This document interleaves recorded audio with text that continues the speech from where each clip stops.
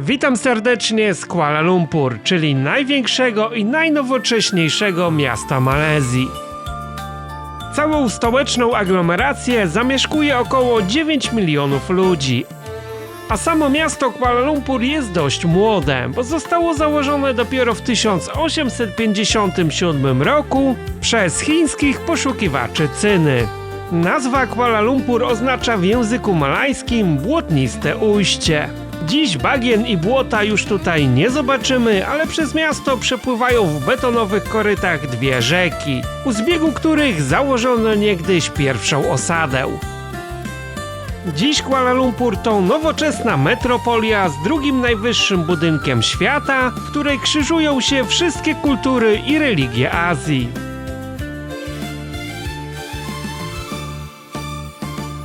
W tym mieście jak nigdzie indziej możesz poczuć miks smaków i zapachów oraz spróbować wyśmienitego jedzenia. Zaś ceny wszelkich usług są często nawet kilkukrotnie niższe niż w Europie. Zapraszam na kolejną niezwykłą podróż po mieście wieżowców. Na wstępie dziękuję wszystkim osobom, które wspierają ten kanał, bo to właśnie dzięki Wam mogą powstawać filmy takie jak ten.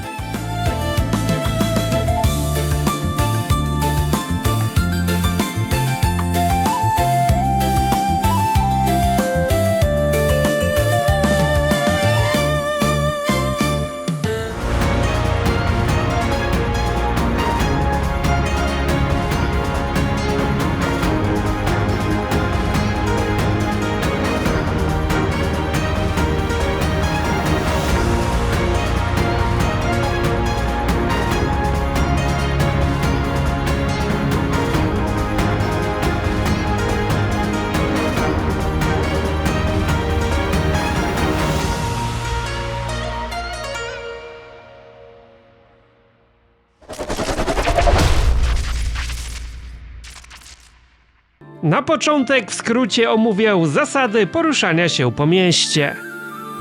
Ze stołecznego lotniska można dostać się do centrum miasta na 3 sposoby: szybkim pociągiem, taksówką lub autobusem. Malezyjski odpowiednik Ubera nazywa się Grab i warto zainstalować sobie tę aplikację, jeżeli myślicie o poruszaniu się taksówkami. W samym mieście komunikacja publiczna jest bardzo rozwinięta i tania. Bilety można kupować na stacjach i dworcach w formie żetonów lub zakupić bilety dobowe w formie karty Touch and Go, którą możemy doładowywać i płacić nią również w sklepach czy na lokalnych straganach. Bilet dobowy upoważnia do nielimitowanych przejazdów wszystkimi kolejkami, metrem i autobusami miejskimi. W samym centrum Kuala Lumpur można też poruszać się darmowymi autobusami, które zatrzymują się w pobliżu najważniejszych atrakcji. Ile czasu należy przeznaczyć na zwiedzenie Kuala Lumpur? Wielu turystów odwiedza to miasto na dzień lub 2 i zwykle nie opuszcza wtedy nawet strefy biznesowej przy Petronas Tower. Uważam to jednak za duży błąd. Miasto ma naprawdę bardzo dużo do zaoferowania i aby poznać jego wielokulturowy wymiar i mocne kontrasty, na jego zwiedzanie należy przeznaczyć minimum 3 dni. W dalszej części tego filmu pokażę Wam najciekawsze punkty warte odwiedzenia, ale zaczniemy od jedzenia. Malezja ma według mnie najlepszą kuchnię na świecie, a jednocześnie najbardziej niedocenianą. Wielu turystów boi się próbować lokalnych potraw i stołuje się w restauracjach serwujących zachodnie jedzenie. Nie bójcie się próbować lokalnych smaków prosto ze straganów czy rodzinnych gar kuchni, tzw. warungów, gdzie jedzenie zawsze jest świeże i przygotowywane na bieżąco. Za pyszny obiad w warungu zapłacimy nie więcej niż 10 zł. Kuchnia malajska jest bardzo aromatyczna i zawiera dużo przypraw, ale jest mniej ostra od kuchni tajskiej. Na każdym kroku możemy zjeść też kuchnię chińską, hinduską czy arabską. Każdy więc znajdzie coś dla siebie. Stragany z jedzeniem w miejscach takich jak Petaling Street czy Jalan Alor należą do najdroższych w mieście i są orientowane pod turystów. Miejscowi się tu raczej nie stołują, Wyobraźcie sobie, gdyby górale jadali obiady na Krupówkach w Zakopanem. Wystarczy jednak odejść 2 ulice dalej i często za to samo danie zapłacimy nawet o połowę mniej. Miasto rozciąga się na bardzo dużym obszarze. No oczywiście są jakieś takie miejsca turystyczne, gdzie będziemy chodzić w ścisku, ale tak jak widzicie, jest teraz środek dnia, jestem w centrum, do wież Petronas Tower jest stąd niecały kilometr, ulice są puste. Miasto ożywa dopiero wieczorami. W dzień jest może trochę zbyt gorąco, żeby tutaj to wszystko sobie zwiedzić tak, jakbyśmy sobie tego życzyli. Jednak da się to zrobić, bo można się w każdej chwili schłodzić, czy to w jakimś sklepiku, czy w metrze, czy w dowolnej galerii handlowej, więc idzie przeżyć. Pomimo, że jest to betonowa miejska dżungla, możemy znaleźć tutaj enklawy takie jak te. Tutaj jest akurat las deszczowy, taki malutki fragment w samym centrum miasta. Do tego wstęp jest płatny, ale możemy udać się do jednego z wielu parków miejskich i poczuć namiastkę dżungli w centrum miasta. Spotkamy tam też ptaki, znajduje się tutaj największy park ptaków na świecie. Wstęp również jest płatny, ale na przykład małpy przyjdą do nas za free, więc warto zaopatrzyć się w orzeszki. Kuala Lumpur jest jednym z tych miejsc, do którego chcę się wracać wiele razy. O ile będąc w jakimś mieście często mam go po prostu dość i mówię, że nigdy tam więcej nie wrócę, tak tego miasta zawsze jest mi mało. I za każdym razem, kiedy pojawiam się ponownie, znajduję coś nowego, odkrywam coś nowego. To miasto też bardzo dynamicznie, szybko się zmienia, rozwija. Większość ludzi z tego, co obserwowałem, traktuje to tylko jako miasto do zobaczenia na jeden dzień. Ja uważam, że to jest duży błąd. Ile kosztuje przykładowy pokój w hotelu? Ojo, to taka tania sieć, spotkamy ją w wielu krajach Azji, między innymi właśnie Malezji. Pokój 1 50 ringgitów, 2 60 za dobę, 50 ringgitów to jest jakieś 45 zł. Możemy wynająć pokój na tydzień i tutaj z oknem 300 ringgitów za tydzień, czyli jakieś 270 zł. A za miesiąc będzie to 850 zł za pokój na miesiąc. Tanio, prawda?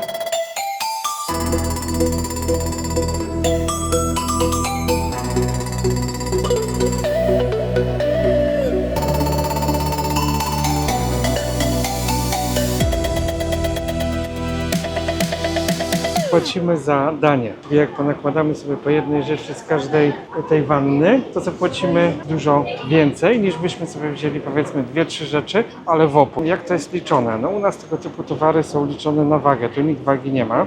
Czaka czy rybę plus jakieś warzywa, ale możecie sobie nałożyć do woli, tego nikt nie będzie ważył. Płacimy po prostu tylko za dane danie. Innym razem bierzemy sobie kolejne i tak możemy dzięki temu sobie wszystko spróbować. Tak więc pamiętajcie o tym, dzięki temu zaoszczędzicie dużo pieniędzy. I za to, co widzicie na tych 2 talerzach, plus 2 herbaty mrożone, to jest bardzo popularny tutaj napój, 18 ringgitów, czyli jakieś 15 zł za 2 dania z napojami. Nie dostajemy tu paragonów, tylko przychodzi bufetowy i daje nam na karteczce napisany taki rachunek i później z tym idziemy sobie, kiedy zjemy, do kasy i płacimy właśnie taką kwotę.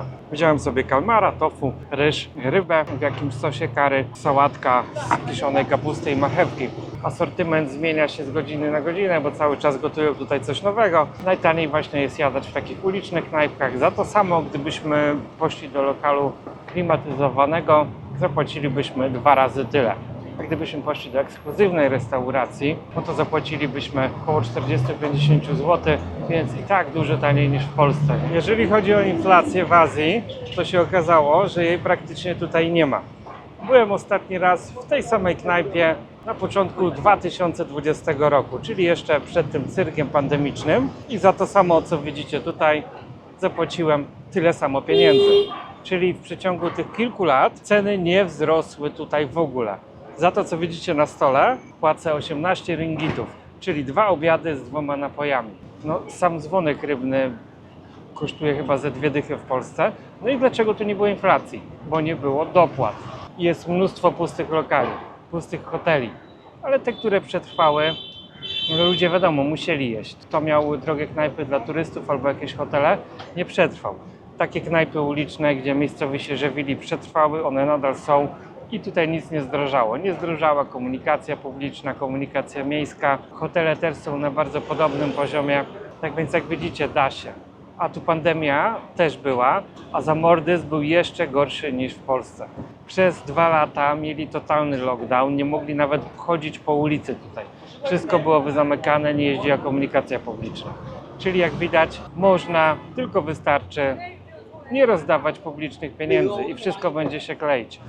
Jak ktoś nie lubi kuchni malajskiej, to może sobie zjeść coś z grilla, na przykład żabę. Żaba to koszt 18 zł, w tej samej cenie jest kalmar, homar, ośmiornice są trochę tańsze i kraby, ale takie rzeczy z grilla koszt od 3 do 4,50 za takiego szaszłyka i tutaj na bieżąco nam to upieką, dadzą do tego jeszcze smaczny, ostry sos i będzie można sobie zakąsić coś na szybko na ulicy. To się dopiero rozkłada, bo życie zaczyna się tu po zmroku. Oczywiście mięsożercy będą mieli do dyspozycji kaczki, kurczaki, wołowinę, wieprzowinę, no dokładnie wszystko. No akurat z wieprzowiną to w sumie tylko u Chińczyka, bo muzułmanie tego nie uznają.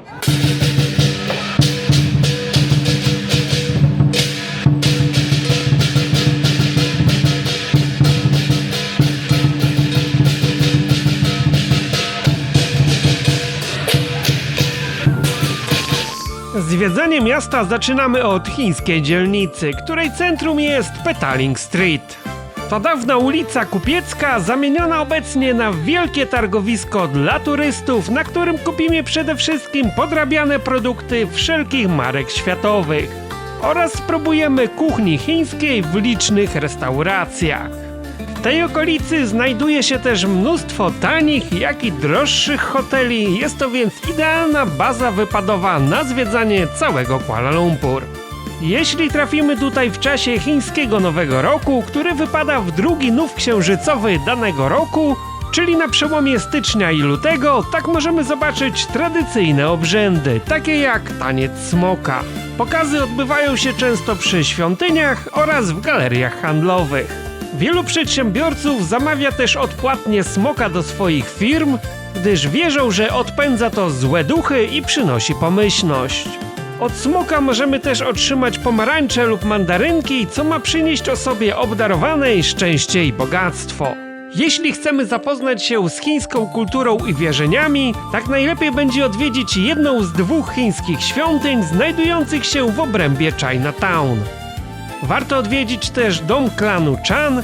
To chiński dom rodowy założony w 1898 roku i sala przodków, którzy migrowali do Malezji pod koniec XIX wieku. Dziś to miejsce jest domem modlitwy i spotkań społeczności chińskiej, a także mini muzeum chińskiego osadnictwa na tych terenach. Wiele elementów do budowy tego domu, zwłaszcza rzeźby, jakieś polichromie, zostały sprowadzone bezpośrednio z Chin, z Kantonu. Chińska dzielnica, aczkolwiek te stragany są obsługiwane w większości przez Malajów i jakichś Arabów. Jest tutaj turysta bardzo nagabywany, ciężko jest sobie coś tam pooglądać, bo cały czas coś tam chcą sprzedawać, jakieś zegarki, ale tutaj kupimy sobie wszelkiej maści podróbki. Oczywiście nigdzie nie ma cen, trzeba się ze wszystkim targować. Tak jak oni tutaj rzucają jakąś propozycję, to trzeba zbijać na połowę. Ale jest tutaj asortyment, którego nie kupimy nigdzie indziej w Kuala Lumpur. Dlatego, że Malajowie raczej nie chodzą w takich ciuchach, to jest pod turystę zagranicznego i te właśnie nasze marki popularne w Europie tutaj sprzedają. Po wszelkiej maści buty, ubrania, zegarki, biżuteria, walizki. Można tu przyjechać na zakupy i naprawdę w rozsądnych pieniądzach załadować się towarem całkowicie. W tym hotelu spało się wiele razy. Jak widać, nie przetrwał pandemii. Gruba warstwa kurzu na szybie, ale w środku wygląda, jakby ludzie wstali i wyszli.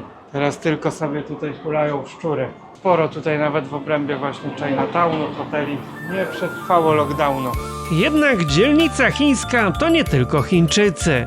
Przy Petaling Street mieści się też bardzo ciekawa świątynia hinduistyczna. Więc jeżeli ktoś z Was nie był w Indiach, to można zapoznać się też z indyjską kulturą. Nawet jak byliście w Indiach, ale na północy, to tam czegoś takiego nie ma. Nie ma tam kolorowych świątyń, dlatego że one są charakterystyczne dla Tamilów. Indie to też miks wielu religii. Sam hinduizm dzieli się na kilka głównych religii i mnóstwo pomniejszych. Najciekawszą pod względem wizualnym, jeżeli chodzi o świątynię, jest ten odłam tamilski. Jest bardzo kolorowo i szczerze powiem, jak zjeździłem w Indię, tak tam nie ma nigdzie aż tak dobrze utrzymanych świątyń. Wszędzie jest syf, gówna, jakieś gołębie, szczurze. Jeżeli mamy szczęście, też możemy trafić tutaj na jakieś święto. Oczywiście, żeby wejść do świątyni, musimy zdjąć buty. O tym należy pamiętać. Buty sobie zostawiamy w przechowalni, ewentualnie można wziąć do plecaka. Kobiety muszą mieć zakryte nogi i ramiona, inaczej tutaj nie wejdą, więc dziewczyny, pamiętajcie o tym. Mnie akurat wpuścili w krótkich spodenkach tutaj, bo to jest Malezja i dość turystyczne miejsce, ale w Indiach w krótkich spodenkach raczej bym do tej miejskiej świątyni nie wszedł. Tuż przy Chinatown wznosi się najwyższy budynek Malezji i zarazem drugi najwyższy budynek świata. Merdeka 118. Jak sama nazwa wskazuje, ma 118 pięter i 679 metrów wysokości. Taras widokowy na najwyższym piętrze ma zostać otwarty pod koniec 2026 roku, ale już teraz można się przespać w hotelu powyżej 100 piętra za minimum 1000 zł za noc. Nocą Chinatown nabiera zupełnie innego wymiaru. Rozkładają się kolejne stragany, a restauracje wypełniają się tłumami turystów. W ostatnich latach ta okolica zmienia się bardzo dynamicznie. Tradycyjne lokale są zastępowane nowymi modnymi knajpami, a dawny klimat kupieckiej dzielnicy powoli przemija. Ale trzeba przyznać, że po zmroku to wszystko wygląda bardzo klimatycznie. Warto poszwędzać się więc po zaułkach, podziwiając murale, czy wpaść na zimnego Tigera do jednej z ukrytych knajpek.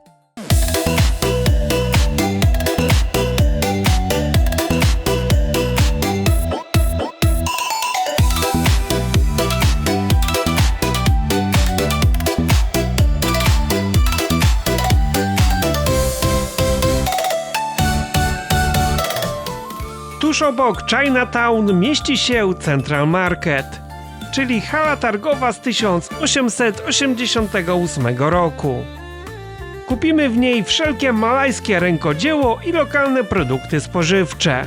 To też najlepsze miejsce w mieście na zakup oryginalnych malajskich pamiątek oraz odzieży z malajskim zdobieniem batik, które opiera się na motywach kwiatów, liści i ptaków.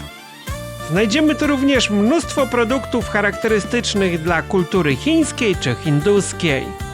Galerie sztuki, nowoczesne knajpki oraz market spożywczy z ogromnym wyborem lokalnej kawy, herbaty czy produktów z duriana, który jest narodowym owocem Malezji. Jednak o asortymencie malajskich sklepów i produktach, które warto w nich zakupić, znajdziecie osobny film na tym kanale. Na przykład zestaw 6 magnesów to jest koszt 9 zł, gdzie w większości miejsc na świecie za to nie kupimy nawet jednego. Różne rzeźby, figurki. Ja jak sobie kupiłem kiedyś paczkę cukierków, to nie mogłem ich zmęczyć przez kilka lat. Częstowałem wszystkich, ale każdy kończył na jednym, więc można to sobie wziąć jako ciekawostkę, ale nie polecam robić dużych zapasów. Można sobie kupić takie dioramy z motylami, chrząszczami, nawet jest nietoperz, olbrzymi patyczak. Oczywiście to wszystko zabraliby nam na lotnisku, gdybyśmy sobie próbowali coś takiego wwieźć. Suszone nietoperze, cykady, chrząszcze. Na przykład taka ćma kosztuje 400. Sporo.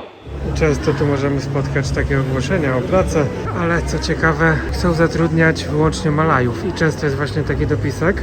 W Europie by to był już rasizm, a płaca 1500-1700 ringgitów, jakieś 1300-1500 zł za miesiąc pracy. Obok hali targowej rozciąga się deptak z kolejnymi straganami i mnóstwem knajp, na którego końcu mieści się mały, dawny kupiecki rynek Medan Pasar.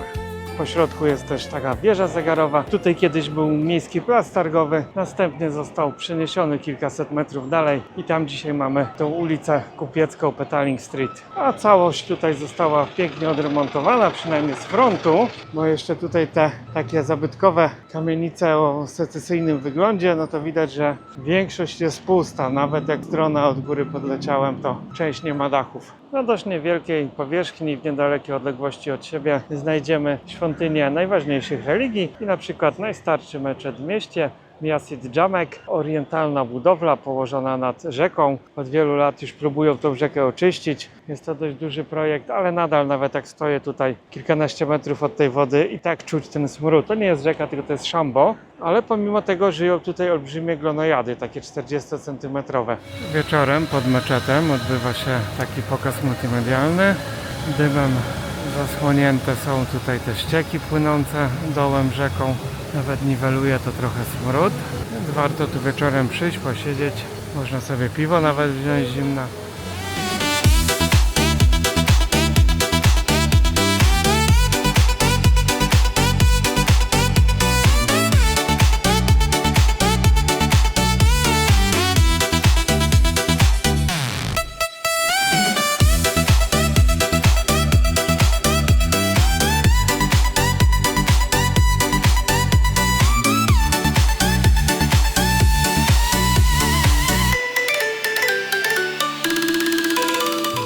Naprzeciwko najstarszego meczetu w mieście, po drugiej stronie rzeki, mieści się ikoniczny pałac z 40-metrową wieżą zegarową, zbudowany w 1897 roku. Wygląda jak z baśni Tysiąca i Jednej Nocy. Kiedyś mieściła się tutaj siedziba brytyjskiej administracji kolonialnej. A obecnie budynek nazwany na cześć sułtana Selangoru w dużej mierze popada w ruinę. Obok pałacu na dawnym boisku do krykieta znajduje się najważniejszy plac w kraju. To właśnie tutaj 31 sierpnia 1957 roku opuszczono flagę brytyjską i po raz pierwszy podniesiono flagę Malezji. Dziś plac jest miejscem uroczystości państwowych, parad i koncertów. To jedno z najczęściej fotografowanych miejsc w mieście, a zarazem symbol końca ery kolonialnej i niepodległości Malezji. Jeśli lubicie architekturę kolonialną w mauretańskim stylu, tak nieopodal pałacu mieści się też ciekawy budynek dyrekcji kolei malajskich oraz najstarszy dworzec kolejowy w mieście. Zaś po drugiej stronie ulicy, kilka kroków od dworca, uwagę przykuwa majestatyczny budynek meczetu narodowego z charakterystyczną, olbrzymią niebieską kopułą. Nie jest to może zabytek, bo pochodzi z lat 60. XX wieku, ale jeżeli nigdy nie byliście w meczecie, to warto się tutaj wybrać. Jest to jeden z niewielu meczetów w Malezji, do którego wolno wejść obcokrajowcom, czyli niewiernym. Dostajemy tutaj specjalne szaty, wstęp jest bezpłatny, więc można sobie zobaczyć, jak to wszystko wygląda. Oczywiście nie wejdziemy tutaj w godzinach modlitwy, tylko są wyznaczone godziny dla właśnie odwiedzających turystów. Wcześniej rano od 9:30 bądź później godziny popołudniowe. Aby wejść do meczetu, trzeba zeskanować kod QR i zarejestrować się online. Rejestracja zajmuje 10 sekund. W zasadzie podaje się tylko imię i religię, jaką się wyznaje. Nie wiem, po co im potrzebne te dane. Zakładamy sobie bezpłatne szaty fioletowe. W innych krajach często są one płatne, takie wypożyczenie. Tu jest to za free. No a kobiety tutaj muszą jeszcze dodatkowo założyć kaptur, żeby wyglądać jak fioletowy kapturek. W porównaniu do meczetów na Bliskim Wschodzie, no to ten można powiedzieć, że jest biedny. Mimo że kraj jest muzułmański, tak chyba jednak nie przesadzają tutaj z tą modlitwą. Jest tutaj też urządzone mini muzeum na temat historii budowy tego meczetu oraz gości, którzy go odwiedzili. Sala kolumnowa, dość ciekawa sceneria do zdjęć, ale sam meczet nie powala. Obowiązkowym punktem wizyty w Kuala Lumpur jest spektakl w Miejskim Centrum Informacji Turystycznej.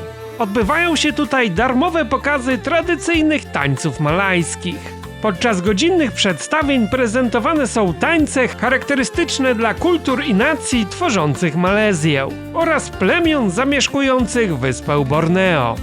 Każdy występ jest inny, więc można wybrać się tutaj nawet kilka razy, w szczególności, że cena jest bardzo uczciwa, czyli za darmo. Harmonogram można sprawdzić na stronie internetowej i należy pamiętać, że przedstawienia nie odbywają się podczas Ramadanu.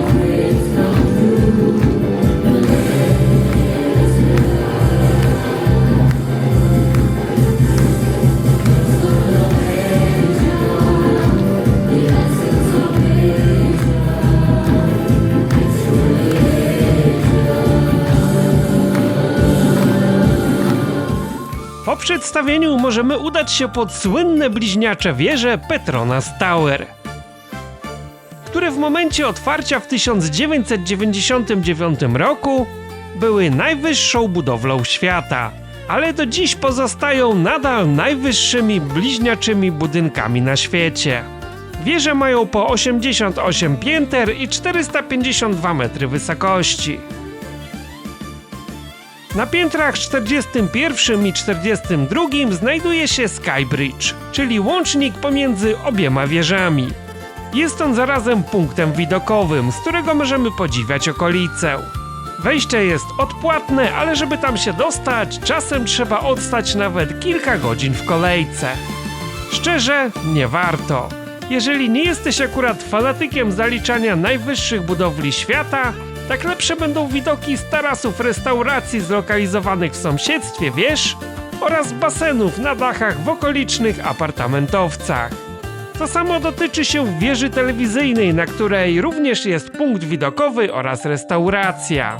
U podnóża wież Petronas Tower mieści się KLCC Park, pełen zieleni i wody.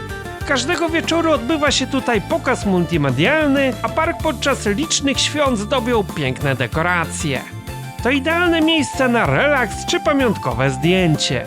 W podziemiach wież znajduje się stacja metra, a na dolnych kondygnacjach olbrzymia galeria handlowa, w której ceny nie są tak wygórowane, jak mogłoby się wydawać. I nawet takiego dziada z Polski jak mnie stać, aby zrobić sobie tutaj drobne zakupy. Same wieże nocą są czasem podświetlane na różne kolory z okazji świąt państwowych i religijnych. Zobaczcie, co tutaj się wyrabia, czego ludzie nie zrobią dla zdjęć. Tutaj też możesz sobie zapłacić i zrobią ci foty. Takich gości, którzy oferują tutaj robienie zdjęć za pieniądze telefonem jest setki. I nie brakuje ludzi, którzy z tego skorzystają. Bo aby zrobić sobie dobrą fotkę z tymi wieżami, to trzeba mieć szeroki kąt. I to mocno szeroki.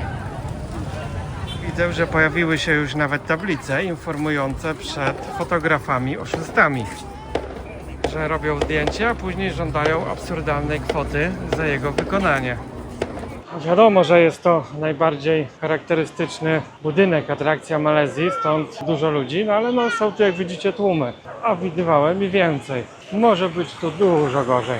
Do wież można sobie wejść. Jest tutaj galeria handlowa. Firma Petronas też sponsoruje zespół Formuły 1. Co roku w Kuala Lumpur też odbywają się wyścigi, a sama galeria to należy do tych bardziej ekskluzywnych. Jak w każdej galerii oczywiście musi być dekoracja z okazji nowego chińskiego roku. Jeden z ekskluzywnych sklepów tutaj, ciastko z płatkami złota na przykład, kosztuje tylko 80 zł. Tutaj pojemniczek kawy 100.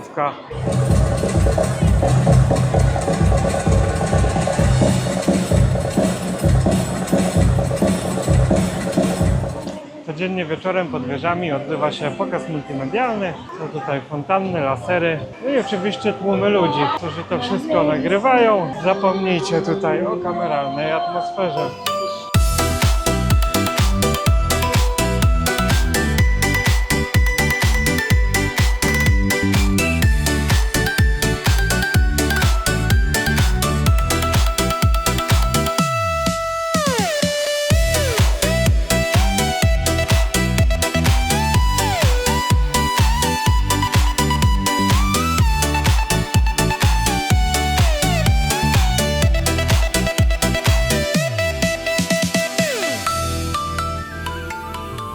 Dzielnicę biznesową, czyli tak zwany trójkąt z dzielnicą muzułmańską Kampung Baru łączy futurystyczny most Saloma.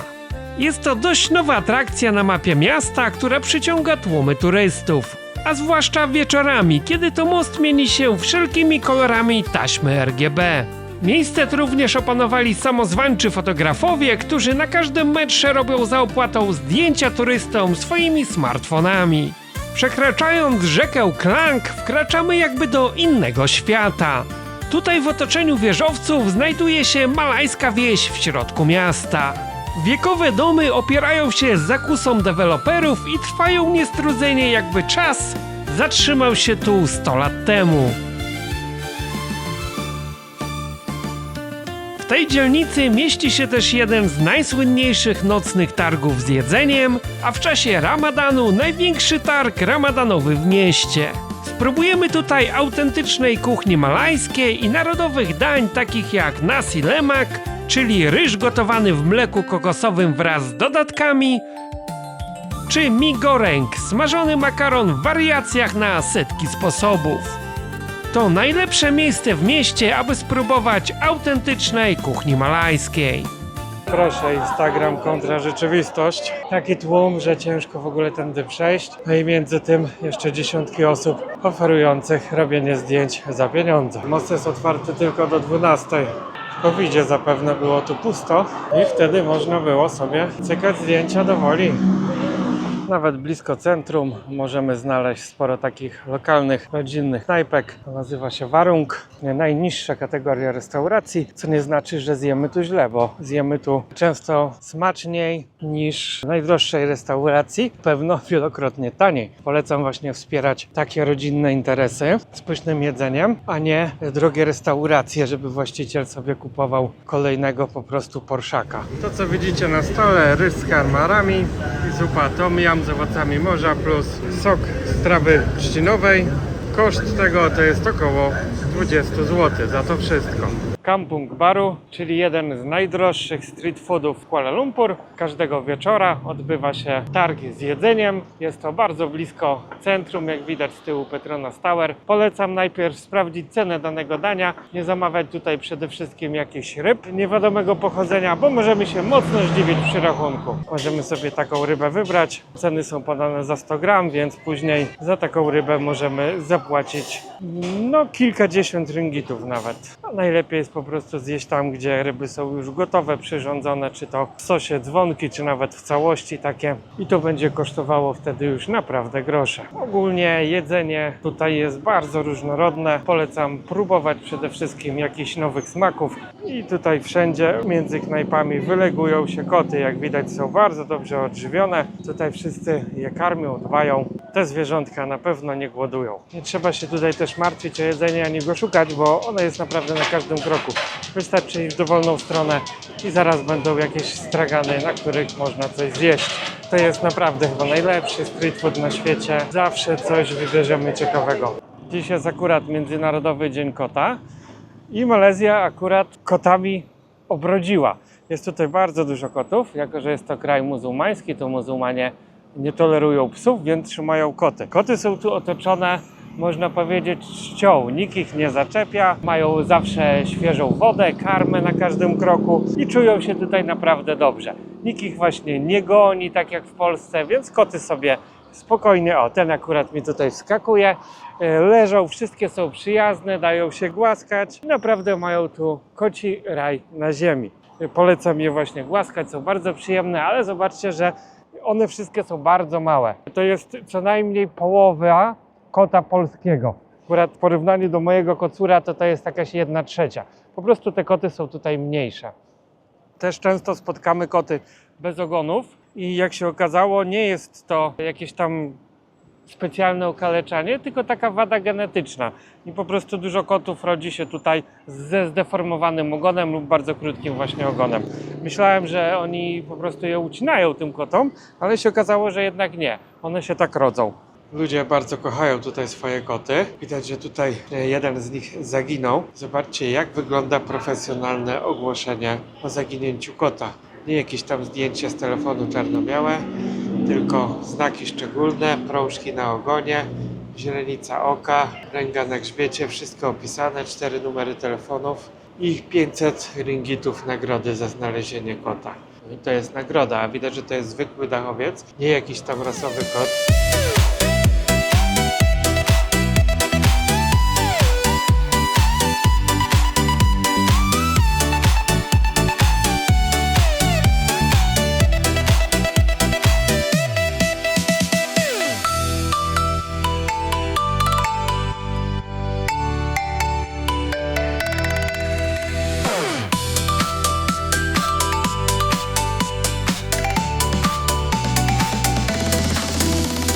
W Polsce, jak i ogólnie w Europie, za pechową uznajemy liczbę 13. W Malezji, w Chinach, w Wietnamie, ogólnie w tym rejonie Azji jest to liczba 4.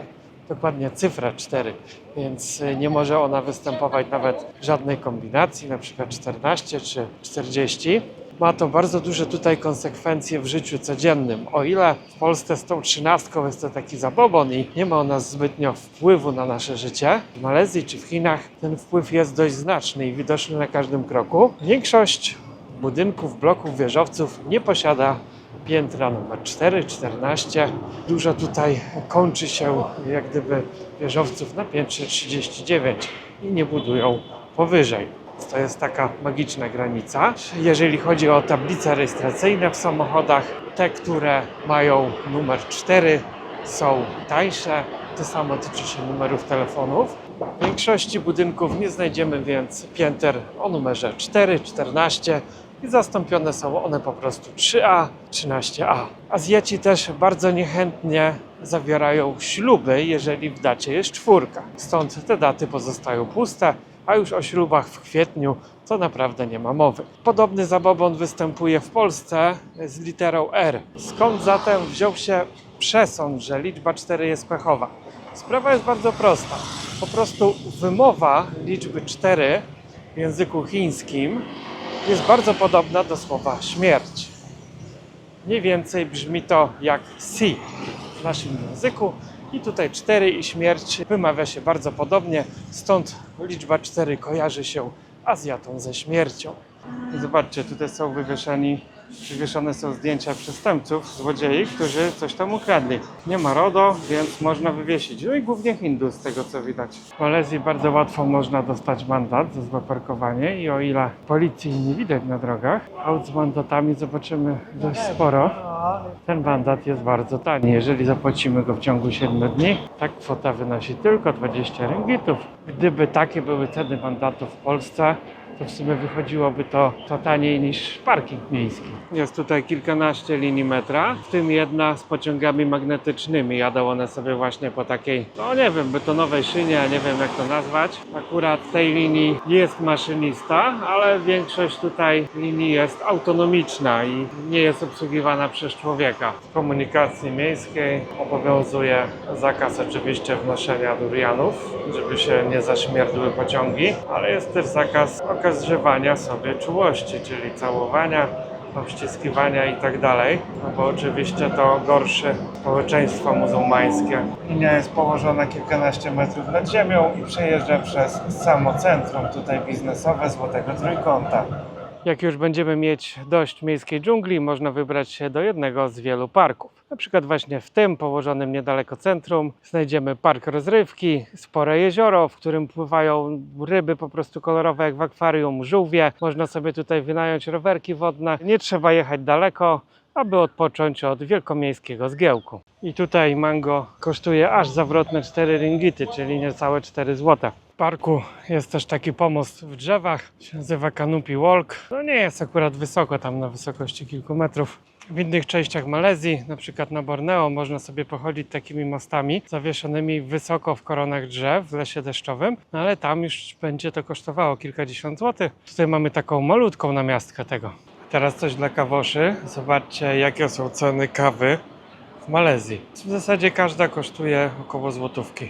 I czekolada, i kawa z cukrem. Ja się nie znam na kawie, no ale no jest tych gatunków tu sporo. Jeśli chcesz zrobić zakupy w Malezji, tak nie polecam większych zakupów w sklepach typu 7-Eleven czy KK, bo to są po prostu najdroższe, takie coś jak w Polsce Żabka. Warto wybrać się do jakiegoś lokalnego marketu, na przykład tutaj 99 Speedmart i tutaj ceny będziemy mieć nawet o połowę niższe tych podstawowych produktów. W Malezji warto popróbować sobie nowych smaków, których w Europie nie ma. Tutaj lody durianowe, czyli ten najpopularniejszy, najdroższy owoc Malezji i jackfruit. Normalnie w sklepach, tam 7-Eleven i tak dalej, te lody durianowe są bardzo drogie, no bo to jest taki produkt turystyczny. Tak, tutaj udało mi się w lokalnym markecie kupić te lody po 1 ringicie, czyli po 80 groszy. Więc idealne, żeby sobie właśnie popróbować. Jak komuś nie posmakuje, to można wyrzucić. No śmierdzi i smakuje ohydnie, no co mogę powiedzieć? Nie jest to dobre, nie wiem czy będę w stanie to zjeść do końca. I zobaczymy jackfruita. Zapachu żadnego nie ma, więc już jest dobrze. No, lubię ten owoc, często go jem, więc i lód powinien być dobry. Da się to zjeść, aczkolwiek jest taki bardzo neutralny. O ile w potrawach różnych, właśnie tutaj czy pieczony jackfruit jest jak dla mnie pyszny, uważam, tak ten lód jest po prostu totalnie bez wyrazu. Ale spróbować warto, no za 80 groszy nigdzie sobie takich lodów nie popróbujemy.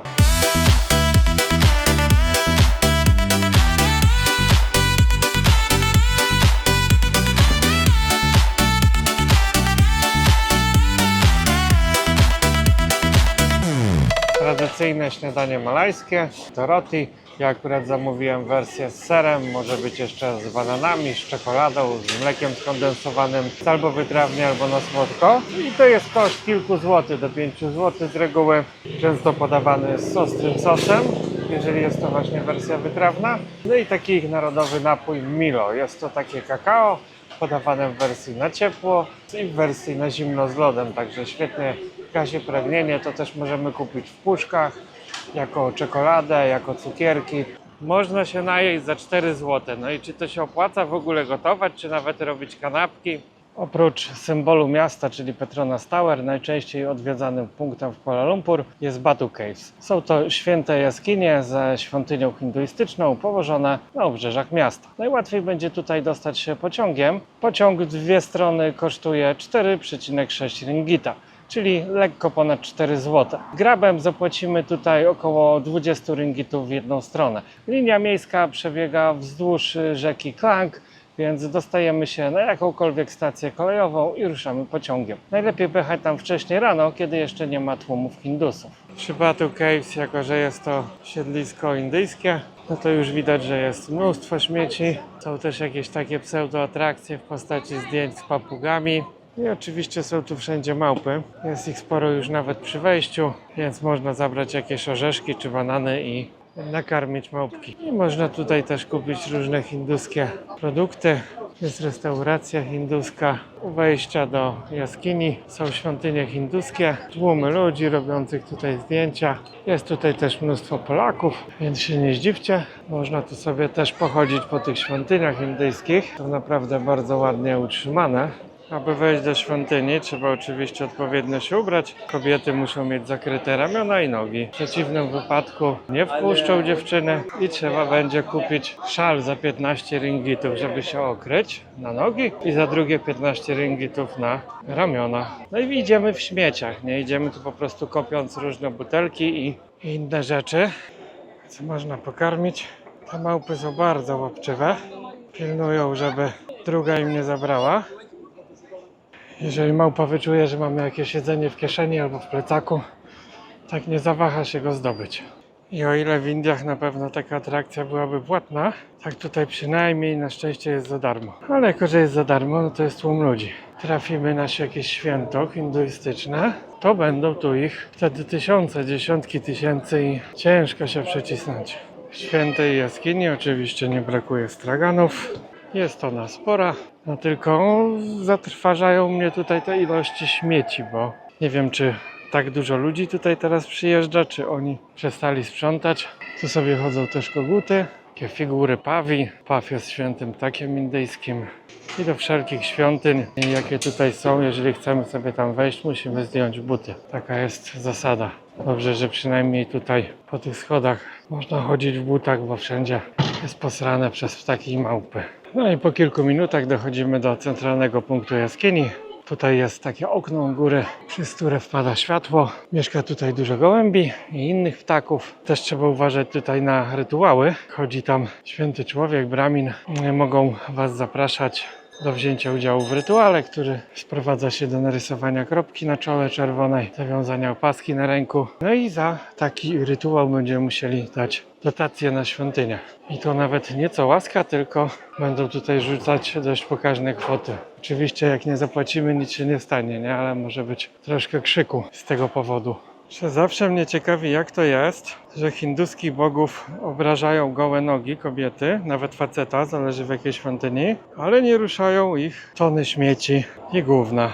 Bardzo ciekawe. Przed pandemią też było tutaj takie jeszcze płatne zwiedzanie jaskini, która nie jest udostępniona do takiego komercyjnego użytkowania. To był koszt około 50 zł. Tutaj się zwiedzało to z latarkami, ale widzę, że teraz jest to wszystko zamknięte i dawno otwierane nie było. Małpy są bardzo łapczywe, mają bardzo ponapychane policzki. Tu jedzą na zapas, ile się da. Przy samym wejściu do kompleksu Batu Cave znajduje się też niepozorna mniejsza jaskinia. Wstęp tutaj kosztuje jedynie 10 ringgitów, ale w środku oprócz samej skały znajdziemy mnóstwo posągów przedstawiających scenki z indyjskiej mitologii, głównie poświęcone bogu Ramie. Jaskinia nie jest zatłoczona, dzięki czemu możemy wszystko spokojnie pooglądać. W licznych korytarzach i komorach dodatkowego klimatu dodaje surrealistyczne oświetlenie i latające nietoperze.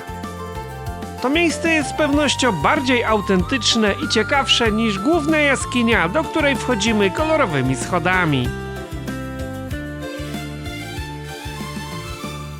Jest też tutaj podziemna sala do medytacji i jogi. Wchodzi się tutaj bez butów. No i powinna tu panować cisza, ale nie panuje niestety, więc nie wiem, jakby to było z tą medytacją.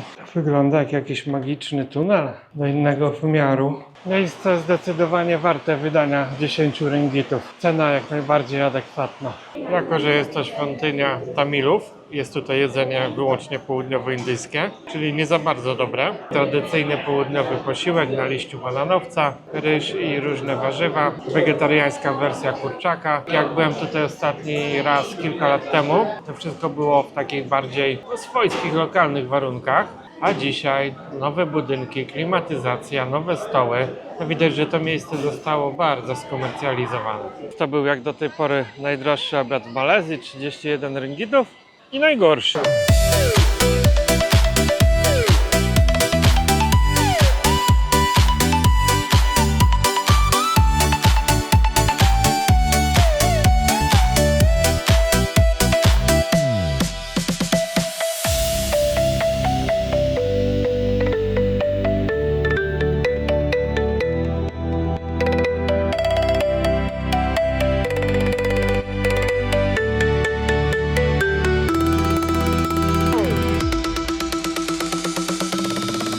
Nie musimy wcale jechać do Indii i wąchać te zapachy, aby podziwiać kulturę oraz zachowania religijne Indusów, gdyż w Malezji mamy wiele miejsc kultu religijnego. Ponad 15% obywateli ponad stanowią Hindusi, więc muszą się gdzieś modlić, oddawać praktykom religijnym. Jednym z takich miejsc jest świątynia Srivera, a to w zasadzie kompleks tutaj 3 mniejszych świątyń. Można zapoznać się tutaj z obrządkiem religijnym Hindusów i to miejsce w odróżnieniu od Batu Cave czy świątyni położonej przy Chinatown jest zupełnie niekomercyjne. Tutaj nie ma turystów. Zasady wejścia do hinduskich świątyń są następujące. To wszystko jest zrobione jakby z drewna, ale to drewno nie jest, tylko po prostu kamień. Prawda, przepiękne zdobienia. I ta świątynia jest zupełnie inna od pozostałych w Kuala Lumpur. Jeżeli chcecie zagłębić się w kulturę indyjską, tak polecam właśnie wybrać się tutaj. Jest to totalnie niekomercyjne miejsce. Świątynia poświęcona jest Bogu Hanuman, pół człowiek, pół małpa. Wszystko jest tutaj zrobione naprawdę z pieczołowitą dbałością o szczegóły. Warto zajrzeć nawet w jakieś drobne dziury, bo tam często skrywają się różne figurki. Tutaj jakby takie drzewo z gipsu, są gniazda ptaków, są węże, jest kobra, gekon, jakiś dzięcioł. Naprawdę zadbali, aby to było takie bardzo realistyczne i szczerze nawet tak ładnie zadbanej świątyni to chyba w Indiach nie widziałem. Wchodząc do świątyni należy oczywiście zdjąć buty i obmyć nogi. Jest takie specjalne korytko na wejściu, tutaj każdy musi zanurzyć stopy, obmyć się z grzechów. Kolejna świątynia tamilska w stylu południowoindyjskim.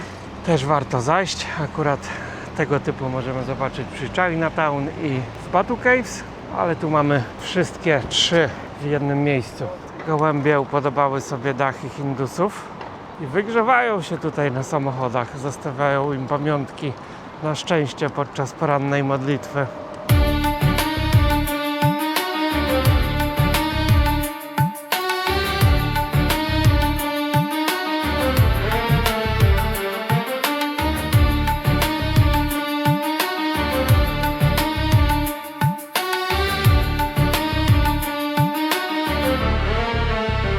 Kolejnym bardzo ciekawym obiektem, ale już poza centrum, najlepiej dojechać tu grabem, jest świątynia Tanhu. Świątynia chińska, taoistyczna. Nie jest to zabytek, bo została wybudowana w 1989 roku, ale jest naprawdę bardzo piękna i bardzo pięknie położona. Idealne miejsce na zachód słońca z widokiem na panoramę centrum. Byłem tutaj ostatni raz przed pandemią. Było dosłownie kilka osób. Dziś wygląda to jak na jakimś odpuście. Rzędy straganów, tysiące ludzi. No to nawet nie w setkach, można liczyć tylko w tysiącach. Najlepiej tu właśnie przyjechać na zachód słońca, aczkolwiek po tym co widzę, to nie wiem, czy to jest dobry pomysł. Bo chyba wszyscy mieli ten sam. Tu jest nawet smok, który rusza paszczą. Taka fajna alejka z chińskimi znakami zodiaku. Dzisiaj zdjęć się nie da zrobić. Więc można tutaj sobie znaleźć swój znak zodiaku. Jak chodzi o chińskie znaki, to nie są to miesiące, tak jak u nas. Znak zależy od roku urodzenia, w którym się urodziliśmy. Także moim chińskim znakiem zodiaku jest szczur. Można to sobie wszystko sprawdzić w internecie, z jakiego znaku jesteście i jakie zwierzę jest waszym patronem. Teraz jest właśnie rok smoka. Dlatego wszystkie dekoracje, wszystkie gadżety są w kształcie smoka. No i tak wygląda sama świątynia, dlatego właśnie najlepiej przyjść wieczorem, bo robi to wtedy najlepsze wrażenie. Coś pięknego. I mamy tutaj panoramę miasta. Tutaj Chińczycy zawieszają wstążki z zapisanymi życzeniami i prośbami do bogów. Tutaj Chińczycy wkładają donacje na świątynię, odpalają sobie takie kadzidełka i z szufladki wyciągają wróżbę. Tak, losujemy patyczek z numerem 1 akurat. I szukamy teraz jedynki i tu będzie wróżba na nowy rok smoka. I można sobie przeczytać, co nas czeka w nowym roku. Okay, 10. Then you say mommy 4. Yeah, this one. They say also 10 and get the more money. No tak więc znalazła się Chinka, która przetłumaczyła nam szlaczki i są różne gusła i zabobony, no ale to w Polsce też nie jest lepiej.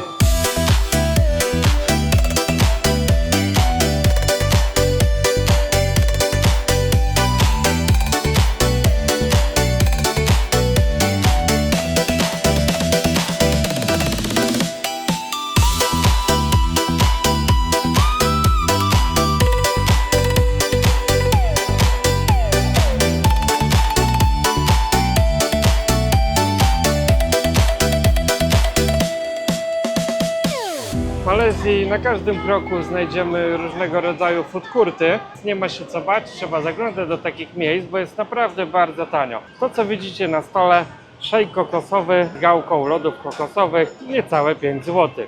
Tutaj świeży sok z trzciny cukrowej, też niecałe 5 zł. A normalnie na tych deptakach turystycznych za to samo musimy zapłacić co najmniej 2 razy tyle. Bardzo dobrą przekąską na słodko są takie naleśniki z jajkiem, bananem i nutellą. Koszt od 5 do 10 ringgitów, zależy gdzie trafimy. Możecie też znać to z Tajlandii, w Malezji właśnie też to jest na street foodzie.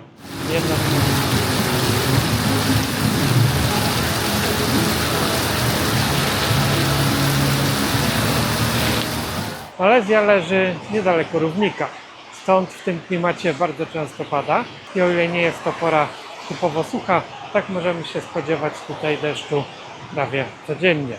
Nie jest to tak jak w Polsce, że może lać przez 2 tygodnie non-stop. Ten deszcz pojawia się na godzinę, jest krótki, intensywny, może przemoczyć całkowicie tak jak mnie w tej chwili, ale już godzinę po deszczu nie ma po nim śladu, wszystko schnie momentalnie. Nawet zresztą jak pada jest to przyjemne, bo przez chwilę mamy ten oddech od upału. Deszcz też nie jest tutaj jakoś mocno straszny, dlatego że jest po całym mieście bardzo dużo takich zadaszonych ciągów komunikacyjnych, więc możemy się przemieścić pomiędzy różnymi punktami właśnie w ogóle nie moknąc. A kiedy nie pada, chroni to nas od palącego słońca, więc ma podwójne zastosowanie. Jeśli miałbym polecić wam w mieście jakąś atrakcję płatną, to zamiast Skybridge zdecydowanie lepiej udać się do akwarium KLCC położonego niedaleko Petronas Tower. Na przestrzeni ponad 5,5 tysiąca metrów kwadratowych zgromadzono tu ponad 8 tysięcy zwierząt. I nie są to wyłącznie stworzenia wodne. Bo oprócz ryb, mięczaków czy skorupiaków zobaczymy tu również owady, płazy, gady, czy wydry morskie, a nawet rodzinę surykatek. Akwarium posiada też specjalną strefę, w której możemy własnoręcznie dotykać rekiny, płaszczki, homary, rozgwiazdy, kraby czy skrzypłocze.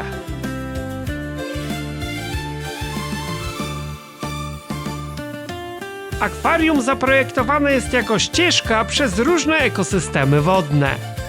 Od górskich strumieni przez lasy deszczowe i namorzynowe, po rafy koralowe i morskie głębiny. Warto też sprawdzić godziny karmienia poszczególnych zwierząt, aby nie przegapić ciekawych pokazów, zwłaszcza karmienia wydr. Główną atrakcją jest 90-metrowy przeszklony tunel podwodny, w którym możemy podziwiać pływające nad głową olbrzymie płaszczki i rekiny. Z tego miejsca będą zadowolone zarówno dzieci, jak i dorośli. Być może nie jest to jakaś ponadczasowa, nietypowa atrakcja, bo tego typu rzeczy znajdziemy w różnych miastach na świecie, ale to jest naprawdę ciekawe. Ma tutaj bardzo bogaty zbiór organizmów wodnych, no i przede wszystkim jest dość tanie, bo jeżeli kupimy bilet przez internet, rezerwując go przez stronę, której link zamieszczam w opisie do tego filmu, zapłacimy za bilet tylko 43 zł. Przy kasach będzie to prawie 70. Oczywiście najlepiej przyjść tutaj wcześnie rano, tuż po otwarciu i na tygodniu, nie na weekendzie. Inaczej będą tutaj tłumy rodzin i będziemy się przepychać. I tak jest dzisiaj dość sporo ludzi, ale jest całkiem przyjemnie, więc można sobie tutaj popodziwiać te przepiękne stworzenia morskie. Tym miłym akcentem kończymy wycieczkę po Kuala Lumpur. Ale nie wszystkie miejsca, jakie chciałem wam pokazać, zmieściły się w tym jednym filmie. Dlatego zapraszam was do obejrzenia kolejnego odcinka, w którym pokażę wam życie nocne w Kuala Lumpur, które koncentruje się głównie w okolicach Bukit Bintang, czyli malajskiego Times Square. Dookoła znajdują się również najdroższe galerie handlowe w kraju oraz eleganckie restauracje.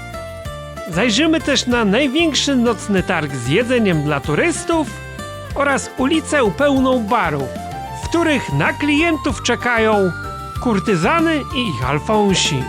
Jak się dobrze poszuka, to można też trafić na kobietę z ptakiem. Na koniec nie zapomnij podzielić się w komentarzu wrażeniami po obejrzeniu tego filmu i zostawić łapkę w górę dla zasięgu. Koniecznie obejrzyj też pozostałe filmy z malezyjskiej serii. Do zobaczenia w kolejnych filmach, cześć!